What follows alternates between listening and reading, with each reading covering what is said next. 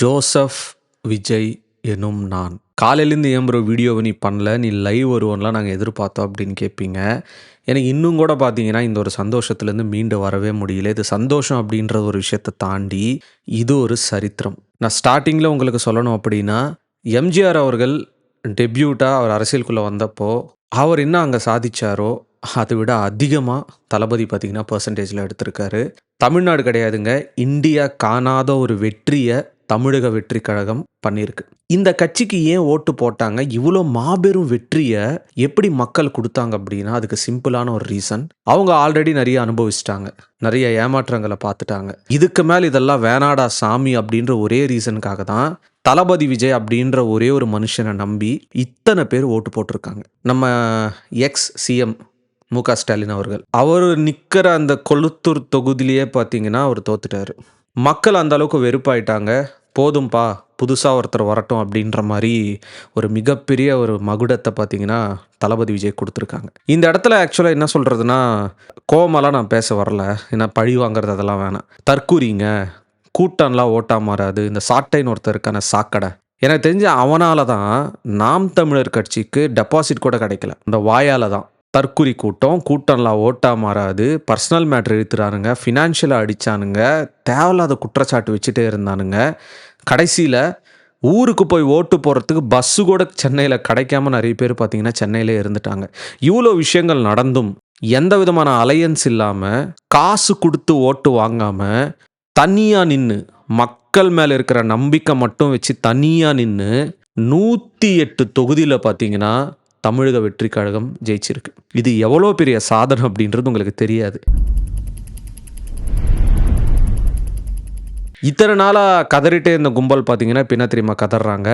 உங்களுக்கு அழிவு காலம் வந்துருச்சு, தமிழக மக்கள் என்ன இப்படி ஆயிட்டாங்க. தளபதி விஜய் திட்டிகிட்டு இருந்தாங்க, இப்போ தமிழக மக்கள் ஓட்டு போட்டதுக்காக தமிழக மக்களை திட்ட ஆரம்பிச்சிட்டாங்க. டேய், இது எவ்வளோ பெரிய கேவலம் தெரியுமா நீங்கள் பண்ணுறது? மக்கள் டிசைட் பண்ணியிருக்காங்க, இந்த கட்சிக்கு நாங்கள் ஓட்டு போடுவோம் அப்படின்னு சொல்லிட்டு அவங்க போட்டுட்டாங்க, அவ்வளோதான் முடிஞ்சு. சரி, இப்போ விஜய் சிஎம் ஆயிடுவாரா ப்ரோ அப்படின்னு கேட்டிங்கன்னா, 99% தளபதி விஜய் அவர்கள் சிஎம். அந்த 1% என்ன ஆச்சு அப்படின்னா, எந்த ஒரு கட்சி இங்கே 118 சீட் மெஜாரிட்டி எடுக்கிறாங்களோ டைரெக்டாக சிஎம் தான். தனியாக நின்று அலையன்ஸே இல்லாமல் ஏடிஎம்கேவும் டிஎம்கேவும் சேர்ந்தே இந்த நம்பர் தான் கொண்டு வந்தாங்க. பட் தனியாலாம் நின்று 107 108 கொண்டு வந்திருக்கார் சீட் அப்படின்னா ஹங் அசம்பிளின்னு சொல்லுவாங்க. கவர்னர் இப்போ தளபதி இன்வைட் பண்ணிவிட்டு இது எப்படி கவர்மெண்ட்டாக ஃபார்ம் பண்ணுறதுன்னு டிஸ்கஸ் பண்ணுவாங்க. இப்போ இந்த பாமக சில கட்சியில் இருக்குது, அதில் ஒரு 4 சீட்டோ 5 சீட்டோ 10 சீட்டோ வந்திருக்கும். இவங்க கூட தளபதி மேபி கூட்டணி வைக்கிற மாதிரி இருந்ததுன்னா, அந்த எம்எல்ஏஸ்லாம் இவங்க கூப்பிட்டுக்கிட்டாங்க அப்படின்னா, அந்த 118 நம்பரை காட்டிட்டாங்கன்னா சிஎம் ஆகிடலாம். பட் தாவேக்கா இப்போ என்ன பிளானில் இருக்குன்னு தெரியாது. ஏடிஎம்கே கூட கூட்டணி போவோமான்னு கேட்டால் கண்டிப்பாக அப்படி இருக்கிறதுக்கு வாய்ப்பே இல்லை. டிஎம்கே கூட வாய்ப்பே இல்லை. சரி, டிஎம்கே ஏடிஎம்கே ஒன்றா சேர்றாங்கன்னா அதெல்லாம் நடந்ததுன்னா வரலாறே காரி துப்பும். எனக்கு புரியாத விஷயம் என்னென்னா, மக்கள் ஒரு தீர்ப்பு கொடுத்துட்டாங்க இதுதான் அப்படின்னு சொல்லிட்டு, போதும்ப்பா எங்களுக்கு உங்கள் ஆட்சி, நாங்கள் புதுசாக ஒருத்தர் நாங்கள் தேர்ந்தெடுக்கிறோம் அப்படின்னு சொல்லிட்டு. டிவிகே 2 வருஷம்தாங்க ஆச்சு இந்த கட்சி ஸ்டார்ட் பண்ணி. யாருமே எதிர்பார்க்கல. தளபதி மேலே நம்பிக்கை இருந்தது, பட் இப்படி ஒரு வெற்றி வரும்னு சொல்லிட்டு யாருமே எதிர்பார்க்கல, சத்தியமாக எதிர்பார்க்கல. மொத்த இந்தியாவில் இருக்கிற எல்லா நடிகர்களும் ட்வீட் போடுறாங்க. பாலிவுட் சைட்லேருந்து, நம்ம தெலுங்கு சைட்லேருந்து, கேரளா சைட்லேருந்து, யாராலையும் பார்த்தீங்கன்னா ப்ரெடிக்டே பண்ண முடியல. இது ஒரு மிகப்பெரிய ஹிஸ்ட்ரிங்க. இது புரிய மாட்டேங்குது நிறைய பேருக்கு. அண்ட் ஃபைனலி விஜய்னா, லவ் யூ ஸோ மச். ஒரு நடிகராக சின்ன வயசுலேருந்து உன்னை பார்த்து நான் ரசிச்சிருக்கேன். நான் அது எப்போவுமே நான் இல்லைன்னு சொன்னதே கிடையாது. இந்த இன்னோவேஷன் ப்ளஸ் அப்படின்னு ஒரு சேனல் ஸ்டார்ட் பண்ணி, இது ஒரு பைரவா படத்துலேருந்து தான் வீடியோஸ் போட ஆரம்பித்தேன். எல்லா படத்துக்கு அப்டேட்ஸ் கொடுத்துட்டு first day first show videos எடுத்துக்கிட்டு லைஃப் அப்படி தான் ஸ்டார்ட் ஆகிட்டு, ட்ராவலு, மியூசிக்கு. நான் இப்போது சந்தோஷமாக இருக்கணும், சோகமாக இருக்கணும், நான் என்கிட்ட இப்போ என்ன இருக்கோ இல்லையோ எல்லாத்துக்குமே காரணமே நீங்கள் தான். நீங்கள் எப்போ இந்த அரசியல் கட்சி ஸ்டார்ட் பண்ண போகிறீங்க சொன்னீங்களோ அதுக்கப்புறமும் நான் உங்களுக்கு சப்போர்ட் பண்ணிட்டு தான் இருந்தேன். பட் ஒரு நடிகராக பார்த்து சின்ன வயசுலேருந்து திரையில் நடித்த ஒரு மனுஷனை இன்றைக்கி ஒரு ரியலான ஒரு பொலிட்டீஷியனாக, அது ஒரு இவ்வளோ மாபெரும் வெற்றியான ஒரு பொலிட்டீஷியனாக பார்க்குறது பார்த்தீங்கன்னா ரியல்லி ஃபீலிங் ஸோ எமோஷ்னல். என் கண்ணில் ஆக்சுவலாக தண்ணி கலங்குது ஆட்டோமேட்டிக். இது ஒவ்வொரு தளபதி ஃபேனுக்கு மைண்டில் இருக்கிற ஒரு விஷயந்தான். ஸோ என்னோடய ஹம்பிள் ரிக்வெஸ்ட் என்னென்னா, தமிழக வெற்றி கழகம் ஒரு மிகப்பெரிய ஹிஸ்ட்ரி பண்ணியிருக்கு, இது மட்டும் போதாது. தற்குறி கூட்டம் சொல்லிகிட்டே திரிஞ்சு நின்றானுங்களா, அவனுங்களாம் ஆள் அட்ரெஸ்ஸே காணும், இப்போ வேறு மாதிரி பிளேட்டு மாற்றுறானுங்க. அடுத்தது தமிழக வெற்றிக் கழகம் ஒரு கேவலமான கட்சின்னு காட்டுறதுக்காகவே ஏகப்பட்ட சதித்திட்டங்கள் பண்ணுறதுக்கு சான்சஸ் இருக்குது. தயவு செய்து சேஃபாக இருங்க.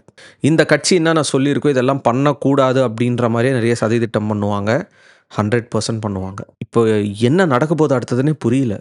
தளபதி அவர்களோட மைண்ட் செட் எப்படி இருக்குது, கேண்டிடேட்ஸோட மைண்ட் செட் எப்படி இருக்குது, சொன்ன மாதிரி எல்லாமே நடக்குமா? சினிமா கிடையாது இது. சொன்ன மாதிரி எல்லாம் தளபதி கொண்டு வருவாரா? மக்களுக்கு பாதுகாப்பு கொடுப்பாரா? எல்லாருமே இங்கே நல்லா இருப்போமா?